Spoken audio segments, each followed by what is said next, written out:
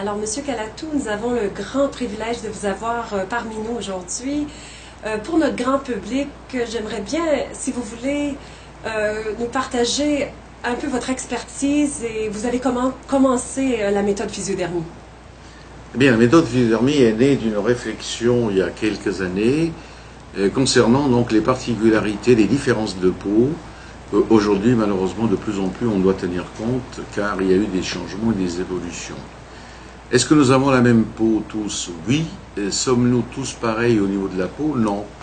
Cette différence, cette particularité fait que, à la base, j'ai soupçonné qu'il y avait des fonctionnements différents, personnels, au travers de laquelle j'ai approfondi une étude qui s'appelle l'étude morphologique des prédominances, ce qui m'a permis de comprendre que la peau de tel ou tel groupe fonctionne d'une certaine manière, tout en ayant les mêmes structures, mais peut avoir des prédominances fonctionnelles.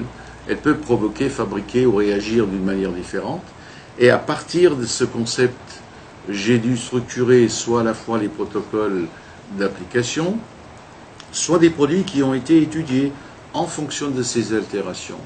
Et de ce fait, on a une méthode qui à la fois tient compte de la personne, de son type de peau, de sa prédominance, de son altération, son inesthétisme, adapté avec des produits qui deviennent à ce moment-là, grâce à des protocoles, un traitement qui est spécifique, qui est sur mesure.